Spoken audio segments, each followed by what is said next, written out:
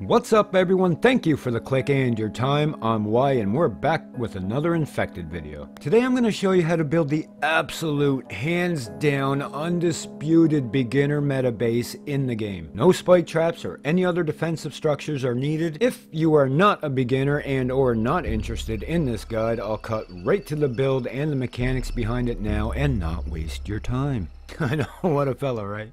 First we'll get a foundation down roughly around here and a wall on this end behind the stairs that we're about to put in.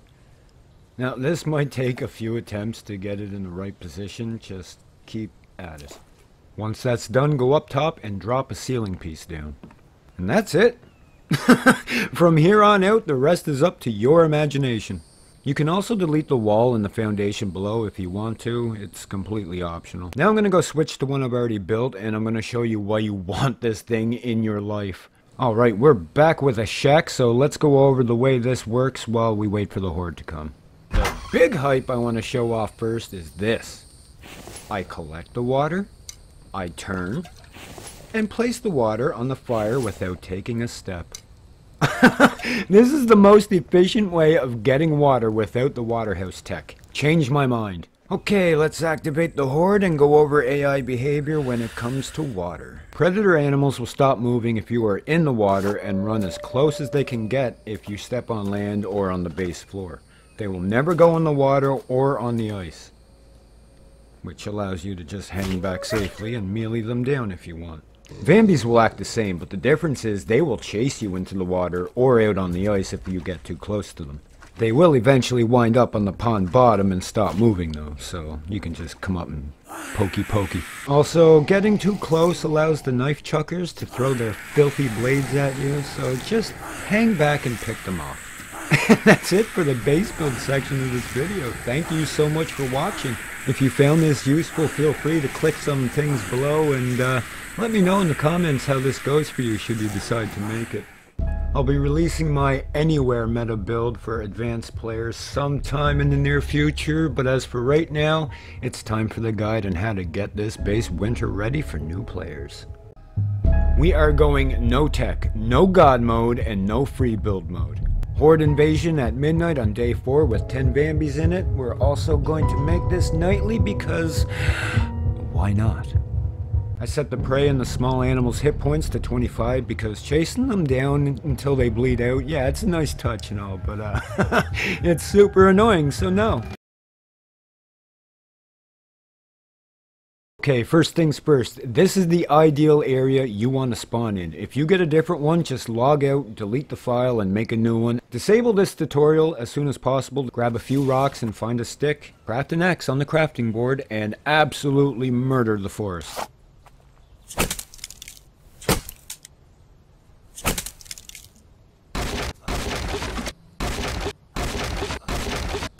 While you're chopping all these trees down, you might want to be standing in the tree shade when you're doing your chopping. It will really help with your sun resistance and it saves a lot of time. Now let's drop some saw benches and create those real quick. Throw some logs on there and get planks made as soon as possible. You'll be chewing through planks left, right, and center, so just keep the saws fed. Once you get a few stacks made up, you're going to need some storage crates. The only thing you won't be saving at this point are the bark chips. Gather some rocks up real quick and keep hacking for logs. Might as well make a spear since we're killing everything we can as well. The best method is to just look around when you're cutting down trees. Sometimes you can see them before you can hear them.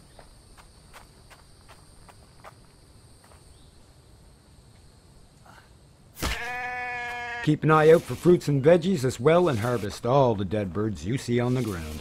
Alright, time to get building this base up. Place the foundation like earlier inside the pond.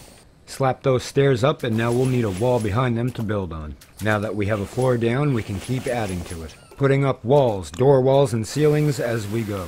Just a side note here, my screen recorder makes nighttime super dark. Your screen will be much brighter at night than in this footage. We'll add the doors and then set our campfire down, harvest 2 logs and light it up so we can cook our meat and boil some water. Gobble up those greens and finally we'll make a bed and crash out for the night. What a fine looking morning out there. Which is great because we have 2 errands to run today. The mission for the day is to get a workbench and a bunch of nails made. Anything else is a bonus. To do that, we'll need at least 3 forges burning stuff, then our anvil to make the nails out of the iron bars. Place the workbench down, and then put a firewood stand next to the campfire and the forges, and then put a stick stand next to the workbench. Craft yourself a pickaxe and a backup spear, and we're hitting the road. We're going down here to get some aluminum ores, right real quick before the sun gets too hot. Mine out all the rocks on site. If you have to leave early, just make sure you have at least 3 ores on you.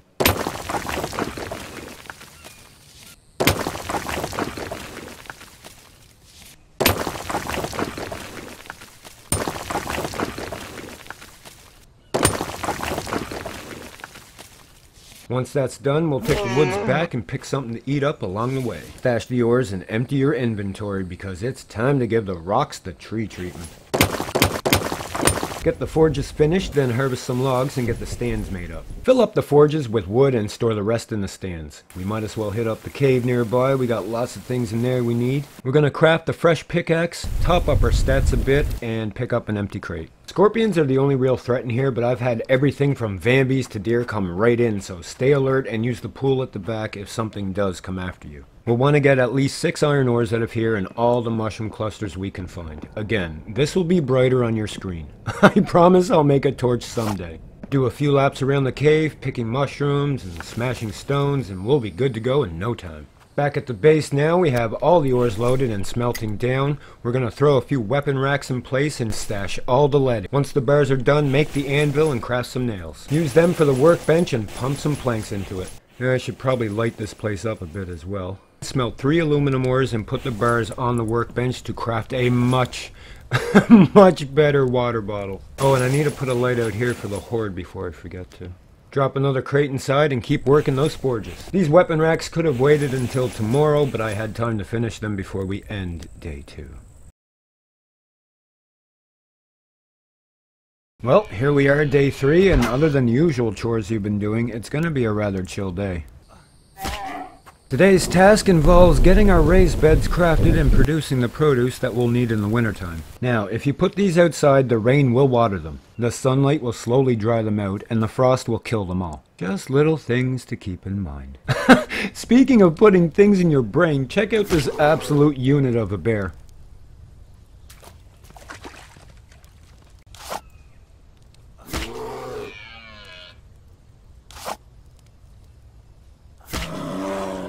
Okay, show's over. Back to work. Once you have your beds up, it's time to plant some seeds. Try to plant any watermelon and melon seeds you have on you. If you still have empty beds, just plant something else. Just replace them with melon and watermelon seeds you come across outside until those are the only things growing. Fill them up with some water to get them going, and that's it. Hang back and wait. Since we'll have to expand our base soon, let's just throw down another ceiling piece and make a few more beds. And that's pretty much it for day 3.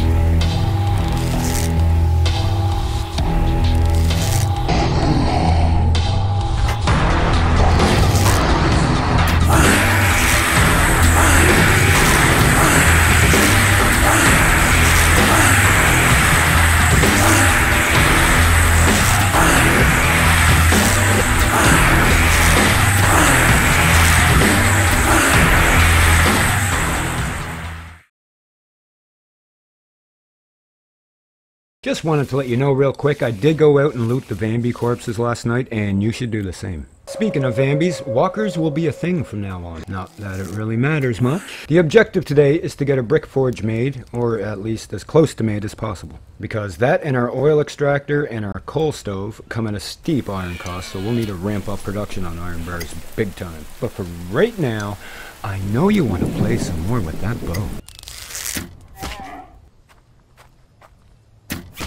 Just make sure you have at least 11 arrows for the horde tonight.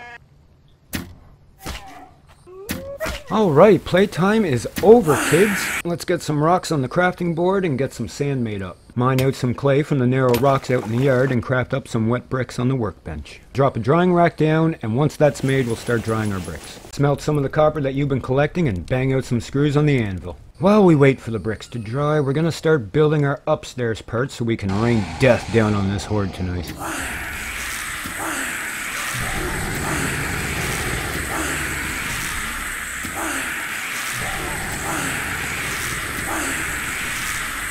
If you don't get the brick forge made today, it's not a big deal. We can just finish it off in the morning, which is what we're gonna do.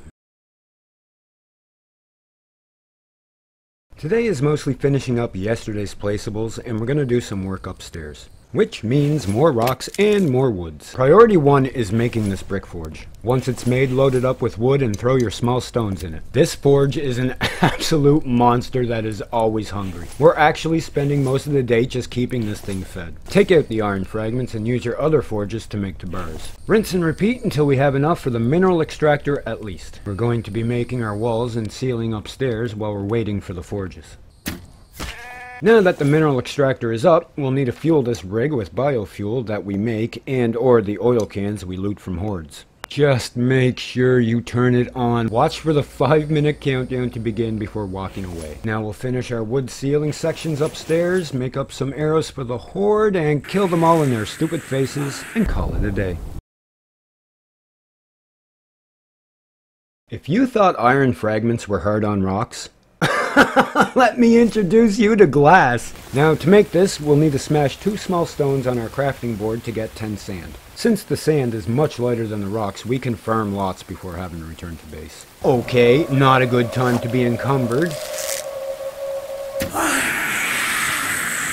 Must get arrow back. Now that we have our glass going, we'll need more iron ore, which means we're going back to the cave. But this time, yeah. The goal is iron ore and mushrooms. We have more than enough lead back at the base.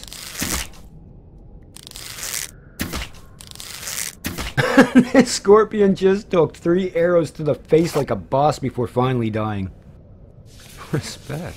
I spent most of the day in here because RNG is not on my side today. We'll check on our mineral extractor on the way back and take any iron ores out of it, gather some lead and start making steel fragments on the anvil. Once they're smelted, pump them into your walls. Alright, we'll lay out the rest of upstairs, get some arrows made, and then deal with our friends here.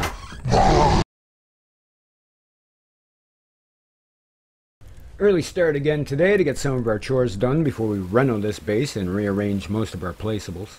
I definitely want the crops where they are next to the water, so we're going to move all the forges upstairs. Might as well put the anvil up next to the forges and some storage crates here for now. This fireplace is going outside, but we'll need a ceiling first. We'll place some poles down just for the look. Let's drop our food prep table down and a storage crate beside it. After they're made, we'll put the drying rack over here and tuck the workbench crates in here and move our light. If this mineral extractor doesn't give us any coal by the time the horde event is done tonight, then we have to go for a little hike tomorrow. Well, better get some sleep because we're hitting the closest town up tomorrow after all. Before we get into day 10, I just wanted to let you know that I did do some experimenting with the mineral extractors, and it seems that the iron locations no longer give coal? Question mark. So if you want coal, you got to put your extractors out on the site grounds.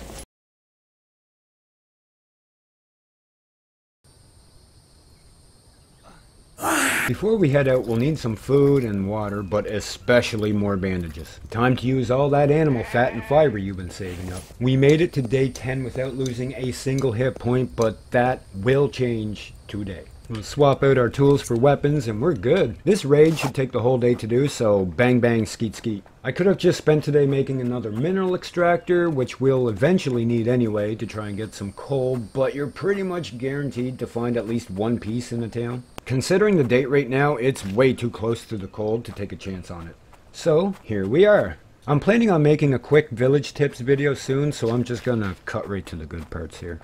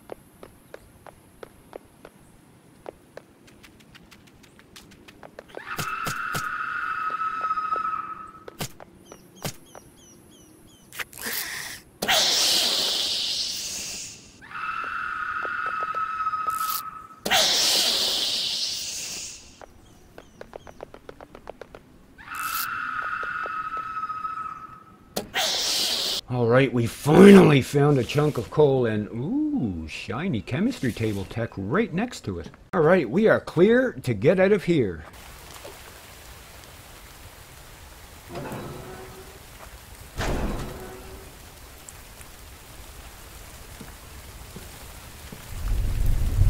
Yeah, knowing this is ready to light now feels much better. Oh, and look! No coal in the mineral extractor again. I wasn't planning on a village run, but glad we did it because now we are basically ready to face the winter. Which also means this beginner base flex and guide has come to an end. So just a quick recap before I go here. We made our base and fought a horde of 10 by day 5. 15 at day 10. Our base hasn't received any damage, nor will it going forward. Water collecting couldn't be easier pre-water house for plants and your campfire. There's still lots of room for expansion and you have a great source of protein swimming around underneath you in the off-winter months. This is the meta beginner's base, ladies and gentlemen, and I cannot thank you enough for joining me.